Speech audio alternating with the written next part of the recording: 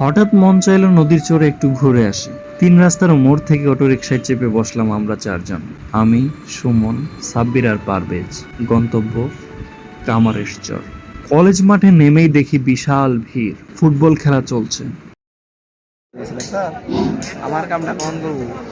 আজকের জন্য 6 নং চরের টিমকে বাতিল বলে ঘোষণা করা হবে।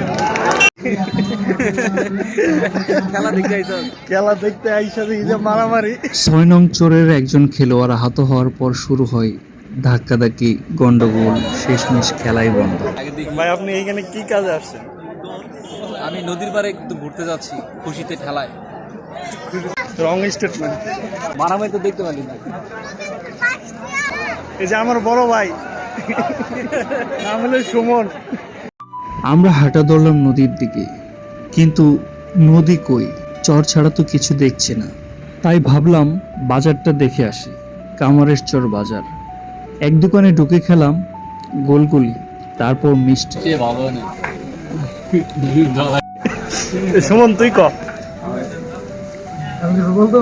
সাব্বির কইতে পারবো, কারণ অত গুলগুলি খাইতেছে। আরেক দোকানে গিয়ে খেলাম ছোলা, পেঁয়াজু আর পুরি। পুরীর সাথে তারা যে আমাদের ডাল সার্ভ করেছিল তা ছিল অতি নান্দনিক, বৈচিত্র্যময়। এজন্য আমি ডালের কথা আলাদা করে বললাম।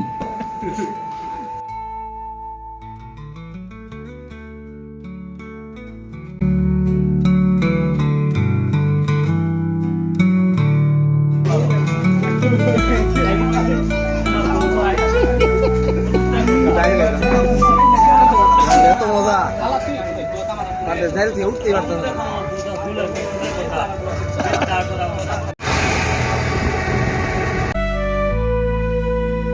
পুরো কামারেশচর বাজার হেঁটে হেঁটে বিভিন্ন জিনিস দরদাম করে আমরা ঠিক সন্ধ্যা নামার আগে ফিরে এলাম।